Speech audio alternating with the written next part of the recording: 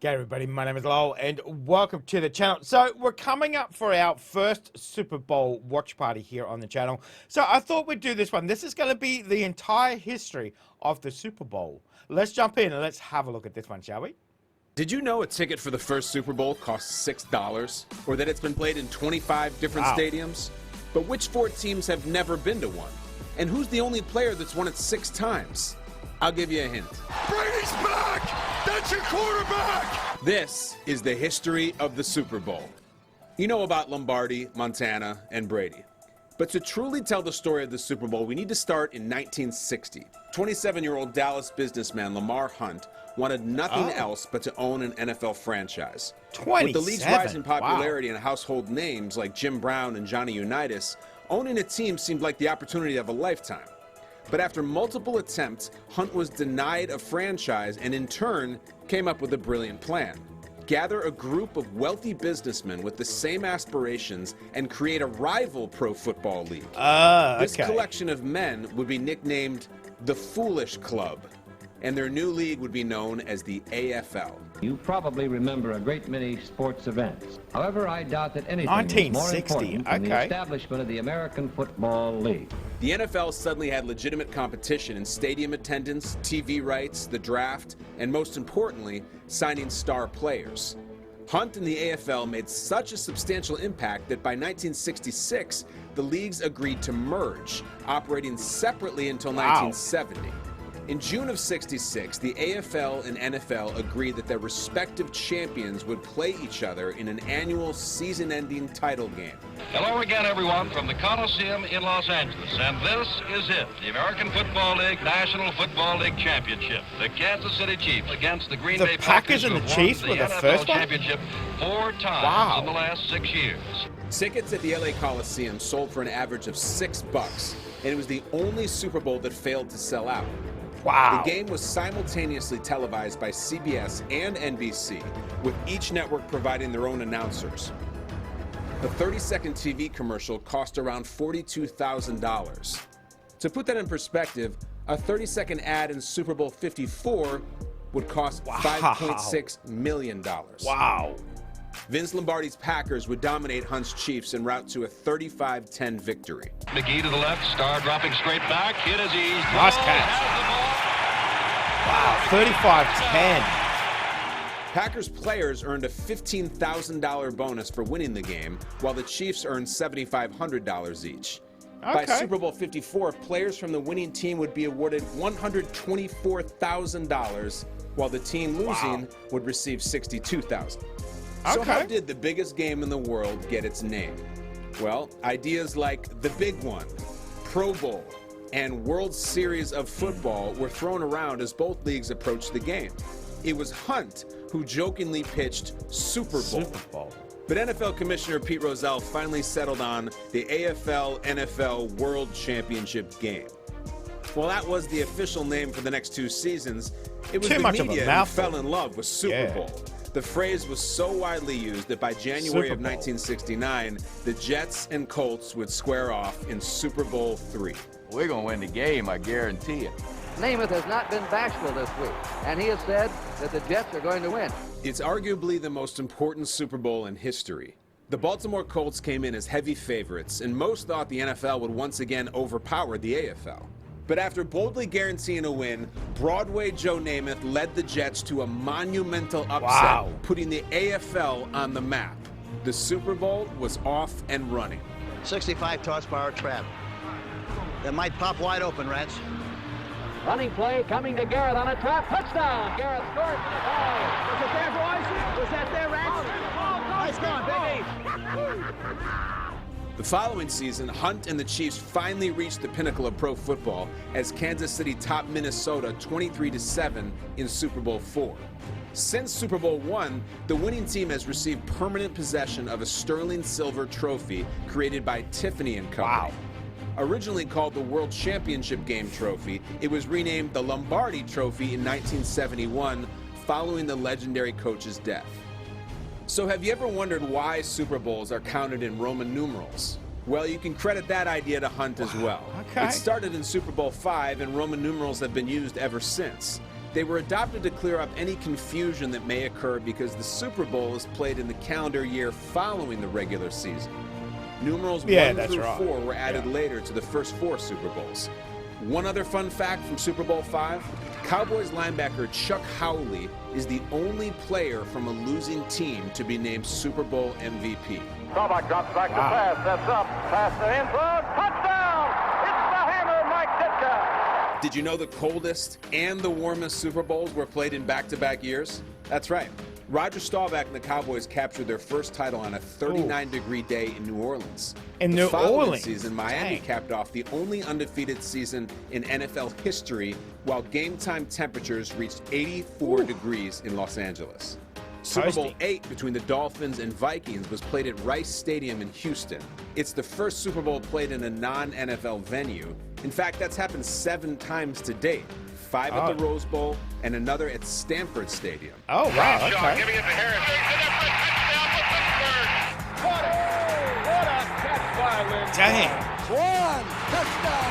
He pulls it in, and it's a touchdown for Pittsburgh. And the Steelers stand atop the pro football world. Behind their powerful offensive attack and swarming steel curtain defense, the Steelers captured 4 Lombardi trophies in the 1970s alone. Wow. The final one coming in Super Bowl 14 at the Rose Bowl.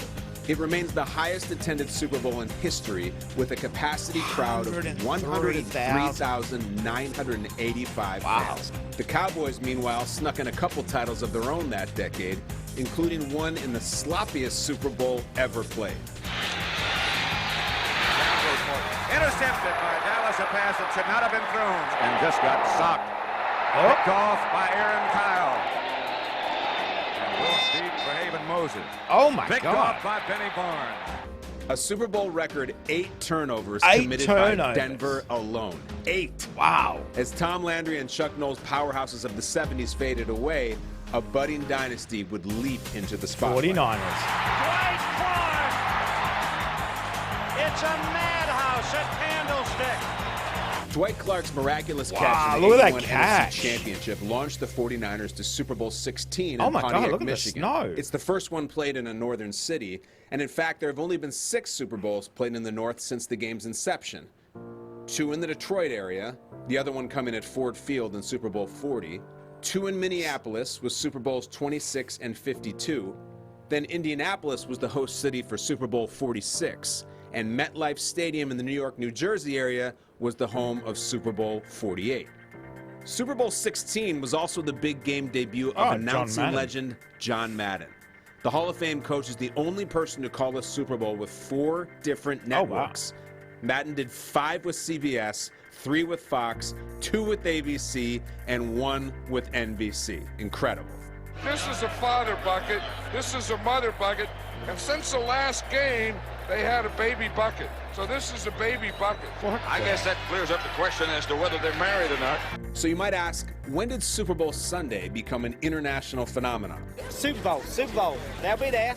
Super Bowl 17 between the Redskins and the Dolphins was the first ever to be globally broadcasted. Fans in England watched John Riggins run right through Miami. He's gone! He's gone! Touchdown, Washington Redskins! Today, the game is televised in more than 180 countries in nearly 25 languages. While Walsh and the 49ers were on their way to prominence, their California neighbors would capture a 3rd championship in 8 seasons. The Raiders took home the Lombardi Trophy in Super Bowls 11, 15, and 18 when Marcus Allen provided perhaps the most remarkable run in all NFL lore. He has to reverse his field, but he gets away for a moment. Against Washington as well. Come on, son. To the 50, down to the 40, to the blocker, to the 20, to the 10, to the 5. Dang. Touchdown Raiders! Nice run. Holy Toledo!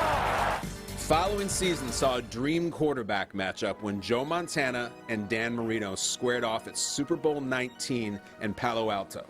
Marino's 1984 MVP season was the stuff of legend, but Montana stole the show on the game's biggest stage. While the 49ers were victorious in Northern California, it wasn't at Candlestick Park. To this day, no team has played a Super Bowl in its home stadium. The 2017 Minnesota Vikings came within 1 win from hosting Super Bowl 52, but you might remember they lost in Philadelphia in the title game. tell you what, this defense has been incredible. They knock your socks off just to watch it. Total decimation of the AFC champion New England Patriots. The 1985 Bears. Here we go. A lot of people call them the greatest team ever. After going 15-1 in the regular season, Chicago punished its playoff opponents, collecting the team's first and only Super Bowl win. Defensive end Richard Dent became just the 5th defensive player to win Super Bowl MVP. Only 10 have ever done it. We mentioned Howley earlier. Dolphins safety Jake Scott won it. Harvey Martin and Randy White became the first and only duo to split the MVP. Then there's Larry Brown, Ray Lewis, Dexter Jackson, Malcolm Smith, and who can forget Von Miller in Super Bowl 50. 1st and 10 at the 42. He'll hand off to Smith. The deep back. Good hole. Midfield. Horse race to the 40. Far side 35, 30, 25, 20, 15, 10, 5. Touchdown, Washington Redskins. Timmy Smith from 58 yards. Let's talk about a one-game wonder. Redskins rookie running back Timmy Smith racked up 204 rushing yards against Denver in Super Bowl 22. Now, that record still stands today. Timmy Smith had 602 total rushing yards in his 3-year career, but he dropped 204 in the Super Bowl. It's incredible. And as the Redskins cruised past the Broncos, Doug Williams became the first African-American quarterback to start and win a Super Bowl. Cincinnati and San Francisco would clash again in Super Bowl 23, this time in Bill Walsh's final game. With the Niners trailing in just over 3 minutes to play, Joe Cool engineered the greatest drive in Super Bowl history. The 49ers have a long way to go. Montana over the middle to Craig. First down play, Montana. On first down, Montana to Rice again. Montana over the middle to Craig. Montana to Rice. He's in the clear. 11 catches, 216 yards. Is there another one? This one's to Craig. Back to throw, Montana. Steps up, throws. Touchdown. For the touchdown, a 10-yard pass. The 49ers have scored with 34 seconds remaining. The Niners matched the Steelers with their 4th Lombardi trophy, rounding out the decade with the most lopsided win in Super Bowl history, a 55-10 demolition of the Broncos. All right, so hold on. Let's take a break right in the middle of the action, and let's talk about the halftime show. Why? Because for some people, it's become just as big as the game. But it wasn't always that way.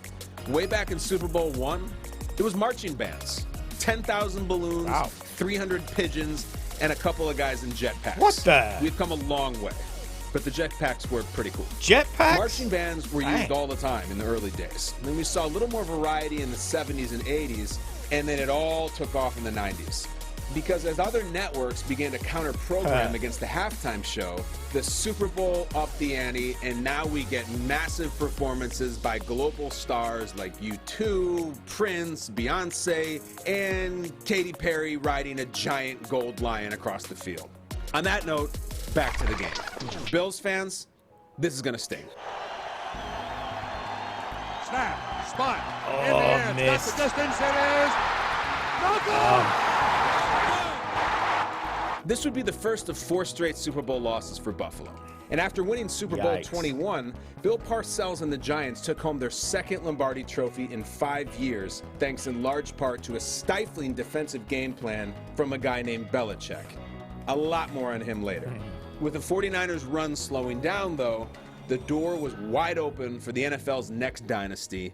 Enter America's team. Oh! Get in the fumble, caught by Jimmy Jones. Aikman. To Irvin again. Oh, what a pass. Dang. Touchdown. Draw to Smith. And he's in. What a run. Oh, my. Can't stop him. The Cowboys steamrolled the Bills 52-17 in Super Bowl 27 and would do the same the following year. 2 in a row. How sweet it is. It's the only time we've seen the same 2 teams playing back-to-back Super Bowls. Just 1 season later, the 49ers became the first team to 5 rings. Back to throw is Young. Drills it across the middle. Yeah, Steve Young, right, great beat quarterback. the defender on the play. Touchdown 49ers. Steve Young set a Super Bowl record with 6 touchdown passes against the Chargers. The 49-26 final marked the highest scoring Super Bowl ever. That 75-point total has yet to be topped. With Dallas closing the chapter on its 90s dynasty, a new NFC power emerged by 1996. 29 years after winning Super Bowl II, Titletown had another contender. Two tight ends set up for the Packers, and Favre back to throw his first one. Rolling deep, has a man open. Andre Rison does the dance in, and Favre got settled down in a hurry. Brett Favre, Reggie White, and Desmond Howard brought the Lombardi Trophy home in the first ever Super Bowl aired on Fox. Howard is still the only special teams player to earn MVP honors. It was also the 13th consecutive Super Bowl win by an NFC team, by far the longest streak by either conference. Favre and the Packers would once again come out of the NFC in 1997, where they met their match in John Elway's Broncos. Elway, scrambling, looking, running, diving. Is he only 37? How bad does John Elway 37 and he's moving like that. Into the end zone, rocking, standing up. Denver's gonna win it. Denver became the second wild card team to win it all. In fact, only 6 have ever done it. The 1980 Raiders were the first, then those 97 Broncos, then the 2000 Ravens, the 05 Steelers, the 07 Giants, and the 2010 Aaron Rodgers Packers. Why don't we take a look at how the road to the Super Bowl has evolved through the years? In 1966, the AFL and NFL each played one playoff game to get there. That's it. By the 1970 merger, 8 teams qualified for the playoffs, needing to win a divisional and championship game to reach the Super Bowl. This bracket would stay intact until 1978, when the league added one additional wildcard team per conference. In 1990, the playoff field expanded to 12 teams, adding a third wildcard team to each conference. The 12-team playoff format is alive and well today. From the 10, probably the final play of the game. In regulation. It is caught. Oh, too short. Can he get in? No, he cannot. Mike Jones made the tackle, and the Rams have won the Super Bowl. How do you like that for drama? The Rams won their first Super Bowl on a game-saving tackle at the 1-yard line. Skip ahead a couple years where they found themselves in another classic, this time against a kid who'd go on to become the GOAT. Now just a minute, they have no timeouts left. Brady again throws. Not much pressure. Throws out to Redmond again. Redmond, there's Brady again. Up the middle, top, and it's Troy Brown. Here comes the blitz, and here's Brady. He dumps it to Wiggins down to the 30, and now no question about it, they are in range. But I'll tell you what Tom Brady just did gives me goosebumps. Set to go, snap ball down, kick up, kick is on the way, and it is good! It's good! It's good! And the Patriots are Super Bowl champions! After the Gruden Bowl in Super Bowl 37, Bill Belichick and the Pats would go on to win back-to-back titles, becoming the last team to do so. Back-to-back Lombardis has happened only 8 times. The Packers did it in the 60s, the Dolphins and Steelers in the 70s. In fact, Pittsburgh did it twice in that decade. Then there were the 49ers in the 80s, the Cowboys in the early 90s, and the Broncos in the late 90s. No team has ever won 3 straight Super Bowls. Maybe the Chiefs this year. You never know. He was so dangerous. He went to college here at Miami. He led the NFC in both kickoff returns and punt returns. And the Colts have had a hard time all season covering kicks. It's Hester trying to work it back to the middle. Gets past the first wave, and here he goes. It's Hester inside the 30. Hester's going to take it all the way for a touchdown. And no flag, 92 yards. Devin Hester, you are ridiculous. And that was the only Super Bowl opening kickoff to be returned for a touchdown. Wow. Unfortunately for the Bears, that would be the last bit of fun in Super Bowl 41. Peyton Manning and Tony Dungy would have the last laugh in the rain in Miami. And did you know that Miami has held 11 Super Bowls, the most of any city? New Orleans has been hosted 10, followed by the Los Angeles area with 7. Direct snap to Manning. Back to throw. The rush. Gonna be hit. Gonna be sacked. Nope. No, he got out of it. Now he fires downfield. And oh my God. Caught. How in the world did he do that? How the hell did he catch that? How did he get out of that? And what a catch by Tyree. One of the most incredible, improbable plays in NFL history catapulted David over Goliath in Super Bowl 42. Eli Manning and the Giants shocked the world, defeating an 18-0 Patriots team, what could have been called the greatest team in NFL history. Miller slot left. Washington outside left. Roethlisberger has time. Throws to the back of the end zone, and it is caught for a touchdown by Holmes. I don't know how he did it. How the hell did he catch that and stay in? Is history. Wow. One great catch deserves another. With that Santonio Holmes touchdown, Mike Tomlin became the youngest head coach to win a Super Bowl at just 36 years old. 36. Pittsburgh also took the lead with its 6th title. A year later, the Saints appeared in and won their first ever Super Bowl. Picked off. Look out. Gets past Manning, and it's Tracy Porter taking it all the way. Touchdown, New Orleans. So that begs the question, which franchises have never appeared in a Super Bowl? The Texans, Browns, Jaguars, and Lions. Oh. But how many teams have appeared in but never won a Super Bowl? I got you. Texans? The Chargers, Chargers. Titans, Bills, Bengals, Panthers, Vikings, Cardinals, and Falcons. Never After Aaron Rodgers won? carved up Yikes. Tomlin's Steelers in Super Bowl 45, the G-men stunned New England again as Eli delivered another throw for the ages. We've seen something like this before, haven't we? Four-man rush. Oh! Eli throwing into traffic on the sideline. They're going to rule it a catch by Manningham. That's a heck of a throw and a heck of a Nice catch. by Wow. Mario Manningham.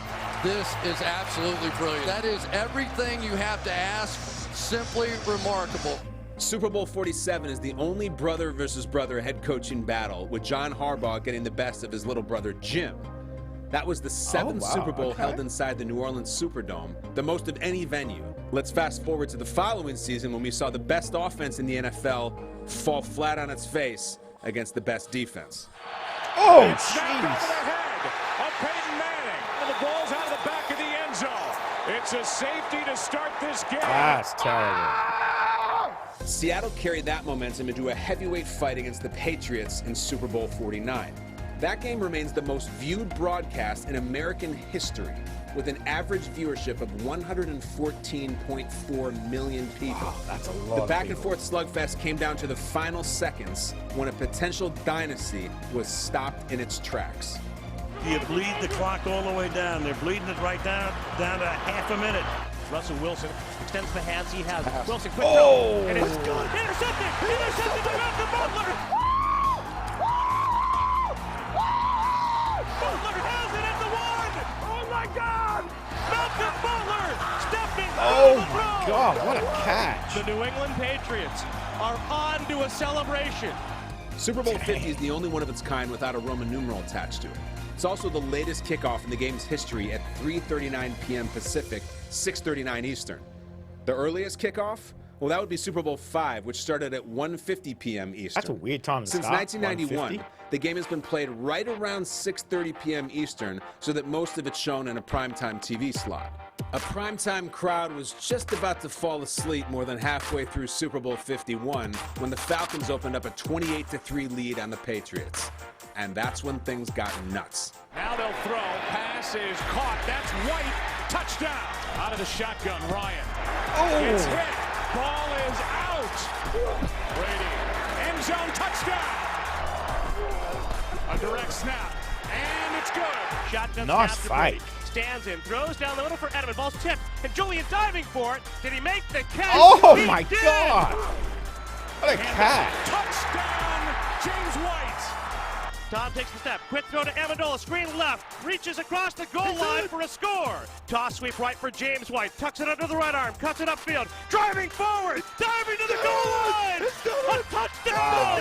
And a title for the Patriots. I can't believe it. They have completed the greatest comeback in Super Bowl history. 25 That's it. points. The largest Wow. comeback in Super Bowl history and the only game to be decided in overtime. This could decide the game. 4th and goal. And they're going to snap it, and it's Trey Burton who throws caught. Foles, touchdown. It took a certain Philly special and a backup quarterback who would go on to get a statue to knock New England off its throne the next season. MVP Nick Foles became a Philadelphia legend, coming home with the team's first ever Lombardi trophy. And finally, Super Bowl 53. Wow. Tickets went for an average of $4,600, just a tad more than the $6 average of Super Bowl I. It was also the 20th CBS broadcast on Super Sunday, putting them ahead of NBC with 19, Fox with 9, and ABC with 7. If you wanted fireworks, my friend, this was not the game for you. A 13-3 Patriots win marked the lowest scoring Super Bowl ever. But a win is a win, and for Brady, it was number 6, the most by any player. Belichick became the oldest coach to win a Super Bowl at age 66, collecting his 6th ring with the Pats. And as for the team lead, Pittsburgh and New England are locked in at 6 apiece, at least for now. And there you have it. We have made it, my friends. You're schooled on all things Super Bowl. That's the history. Let's just be happy we're not calling it the big one. The big one. Oh, that was very interesting. That was very interesting. I can't believe it's only been since like 1960, you know, from the 60s that it's been around. It feels like it's been around for so long. It's so ingrained into, you know, that sporting legend. So, but $6 for the original ticket. A little bit higher than that now. I think a few of us looked at prices if you're going to go to the one in New Orleans this year. A little bit more dearer than $6, that's for sure. So obviously, as I was saying, you know, the Chiefs are on their way to maybe doing a three-peat. First team to be able to win 3 in a row. They've already done 2. So it's going to be exciting this year, you know, to see if they can do it against obviously the Eagles as well. They're going for their 3rd one, it would be, I guess. Must be only their 2nd. I don't know. Whatever it is anyway. So I don't know who's going to win the Super Bowl, but I'm excited to see it. As I said, we will be doing a watch party here on the channel. Obviously, we can't show the game because that's copyright, but we'll have a few people here and we'll have some people chatting as well too. So, but that was very interesting. A lot of that I didn't know at all, obviously. So I knew it was called the Lombardi Trophy, obviously after the coach. But the teams who have dominated as well, especially obviously Tom Brady with 6 rings, that's incredible. Yeah, I can't wait to watch the Super Bowl. It's just that pomp and pageantry around it, like any football match, but this one is ramped up to 100. It's going to be real good to watch. So I thought that would be interesting video on our march to Super Bowl to get a little bit of a history lesson behind it as well too. So that was very well put together. I enjoyed that. So a lot of history in those games. So some of those catches, absolutely fantastic. You know, I don't know how some of them were grabbed. But, I mean, that's the big game, isn't it? You know, the big one, as they say. You know, it brings out something special in the sport. So, but let me know what you thought of that one, guys. Thank you very much for joining me today. Make sure you stay safe, and I will definitely see you in the next reaction video.